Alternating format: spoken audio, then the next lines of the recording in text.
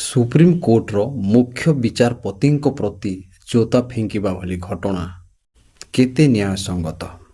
ନ୍ୟାୟପାଳିକାର ମର୍ଯ୍ୟାଦା, ଧାର୍ମିକ ସମ୍ବେଦନଶୀଳତା, ସାମାଜିକ ସଂଘର୍ଷ ଏବଂ ବ୍ୟକ୍ତିଗତ ଅଭିବ୍ୟକ୍ତିର ସୀମା ଉପରେ ଗଭୀର ପ୍ରଶ୍ନ ଉଠାଇଛି।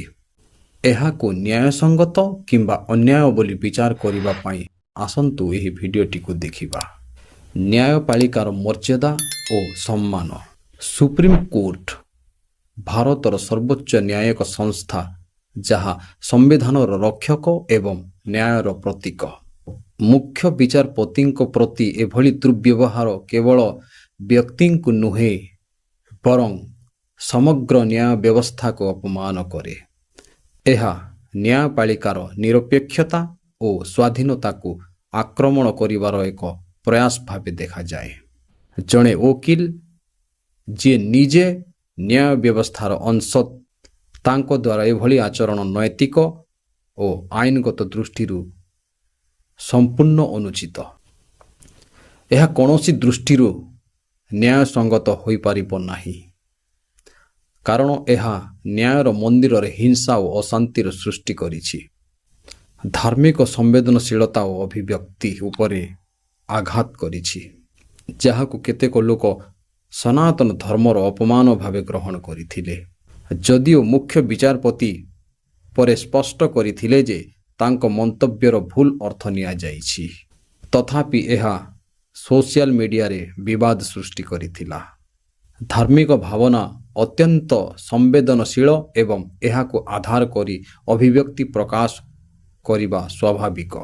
ଘଟଣାର ମୂଳ କାରଣ ଥିଲା ମୁଖ୍ୟ ବିଚାରପତିଙ୍କ ଏକ ମନ୍ତବ୍ୟ, କିନ୍ତୁ ଜୋତା ଫିଙ୍କିବା ଭଳି ହିଂସାତ୍ମକ ଆଚରଣ ଅଭିବ୍ୟକ୍ତିର ସ୍ୱାଧୀନତା ନୁହେଁ, ବରଂ ଆଇନଗତ ଅପରାଧ।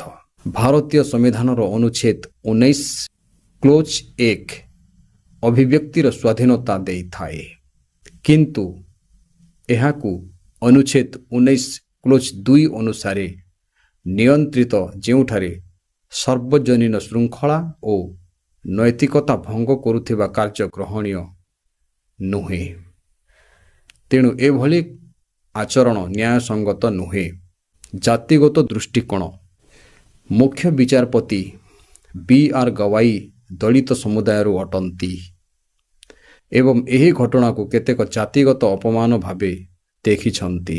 ଏକ ଦଳିତ ବ୍ୟକ୍ତି ଦେଶର ସର୍ବୋଚ୍ଚ ନ୍ୟାୟିକ ପଦବୀରେ ଅଧିଷ୍ଠିତ ଥାଇ ଏଭଳି ଅପମାନ ସହିବା ସାମାଜିକ ଅସମାନତା ଓ ପକ୍ଷପାତର ଏକ ଦୁଃଖଦ ପ୍ରତିଫଳନ। ଯଦି ଆଚରଣ ଜାତିଗତ ପୂର୍ବଧାରଣା ଦ୍ୱାରା ପ୍ରେରିତ, ତେବେ ଏହା ଆଇନଗତ ଓ ନୈତିକ ଦୃଷ୍ଟିରୁ ଆହୁରି ଅଧିକ ଅନ୍ୟାୟ। ତଥାପି ଏହି ଘଟଣାରେ ଜାତିଗତ ଉଦ୍ଦେଶ୍ୟ ସ୍ପଷ୍ଟ ନାହିଁ, କାରଣ ଅଭିଯୁକ୍ତ ନିଜର କାର୍ଯ୍ୟକୁ ଧାର୍ମିକ ଭାବନା ସହିତ ଯୋଡ଼ିଥିଲେ। ସୋସିଆଲ ମିଡ଼ିଆର ଭୂମିକା। ଏହି ଘଟଣା ସୋସିଆଲ ମିଡ଼ିଆରେ ମନ୍ତବ୍ୟର ଅତିରଞ୍ଜିତ ବ୍ୟାଖ୍ୟାର ପରିମାଣ। ମୁଖ୍ୟ ବିଚାରପତିଙ୍କ ମନ୍ତବ୍ୟକୁ ସନ୍ଦର୍ଭରୁ ବାହାର କରି ପ୍ରଚାର କରାଯାଇଥିଲା, ଯାହା ଅଭିଯୁକ୍ତକୁ ଏଭଳି ଚରମ ପଦକ୍ଷେପ ନେବାକୁ ପ୍ରେରିତ କରିଥିଲା। ଏହା ସୂଚାଏ ଯେ ସୋସିଆଲ ମିଡ଼ିଆରେ ଭୁଲ ସୂଚନା ଓ ଉକସାଣୀ କିପରି ସାମାଜିକ ଅଶାନ୍ତି ସୃଷ୍ଟି କରିପାରେ। ଏଭଳି ପରିସ୍ଥିତିରେ ଅଭିବ୍ୟକ୍ତି ପ୍ରକାଶ କରିବା ଅଧିକାରକୁ ଦାୟିତ୍ୱପୂର୍ଣ୍ଣ ଭାବେ ବ୍ୟବହାର କରାଯିବା ଆବଶ୍ୟକ। ଏହି ଦୁର୍ବ୍ୟବହାର କୌଣସି ଦୃଷ୍ଟିକୋଣରୁ ନ୍ୟାୟସଙ୍ଗତ ନୁହେଁ। ପ୍ରଥମତଃ, ଏହା ନ୍ୟାୟପାଳିକାର ସମ୍ମାନ ଓ ସ୍ୱାଧୀନତା ଉପରେ ଆକ୍ରମଣ। ଦ୍ୱିତୀୟତଃ, ଏହା ହିଂସାତ୍ମକ ଆଚରଣ, ଯାହା ଆଇନଗତ ଓ ନୈତିକ ଦୃଷ୍ଟିରୁ ଗ୍ରହଣୀୟ ନୁହେଁ। ତୃତୀୟତଃ, ଯଦି ଏହା ଜାତିଗତ ପୂର୍ବଧାରଣା ଦ୍ୱାରା ପ୍ରେରିତ, ତେବେ ଏହା ସାମାଜିକ ନ୍ୟାୟର ମୂଳ ଭିତ୍ତିକୁ ଆହୁରି କ୍ଷତି ପହଞ୍ଚାଏ। ଚତୁର୍ଥତଃ, ଧାର୍ମିକ ଭାବନାର ଅପମାନ ଅଭିଯୋଗ ଥାଇ ମଧ୍ୟ ଏକ କୋର୍ଟରେ ଏଭଳି ଆଚରଣ କୌଣସି ସମସ୍ୟାର ସମାଧାନ କରେ ନାହିଁ, ବରଂ ଅଶାନ୍ତି ସୃଷ୍ଟି କରେ। ମୁଖ୍ୟ ବିଚାରପତିଙ୍କ ପ୍ରତିକ୍ରିୟା ଓ ଶିକ୍ଷା। ମୁଖ୍ୟ ବିଚାରପତି ଗୱାଇଙ୍କ ଶାନ୍ତ ଓ ସଂଯମୀ ପ୍ରତିକ୍ରିୟା ନ୍ୟାୟପାଳିକାର ମହାନତାକୁ ପ୍ରତିଫଳିତ କରେ। ତାଙ୍କର ଏଭଳି ବ୍ୟବହାରରେ ବିଚଳିତ ହେବୁ ନାହିଁ, ମନ୍ତବ୍ୟ ତାଙ୍କର ବୃତ୍ତିଗତ ଦୃଢ଼ତା ଓ ନୈତିକତା ଉଚ୍ଚତାକୁ ଦର୍ଶାଏ। ଏହା ସମାଜକୁ ଏକ ଶିକ୍ଷା ଦେଇଛି ଯେ ହିଂସା ଓ ଅପମାନ ଦ୍ୱାରା କୌଣସି ସମସ୍ୟାର ସମାଧାନ ହେବ ନାହିଁ। ପରିବର୍ତ୍ତେ ସଂଯମ, ଆଲୋଚନା ଏବଂ ଆଇନଗତ ପଦ୍ଧତି ହିଁ ସଠିକ୍ ଉପାୟ ହୋଇପାରେ। ସୁପ୍ରିମକୋର୍ଟର ମୁଖ୍ୟ ବିଚାରପତିଙ୍କ ପ୍ରତି ଏଭଳି ଦୁର୍ବ୍ୟବହାର କୌଣସି ଦୃଷ୍ଟିରୁ ନ୍ୟାୟସଙ୍ଗତ ନୁହେଁ। ଏହା ନ୍ୟାୟପାଳିକାର ସମ୍ମାନ, ସାମାଜିକ ଶୃଙ୍ଖଳା ଏବଂ ଆଇନର ଶାସନକୁ କ୍ଷତି ପହଞ୍ଚାଏ।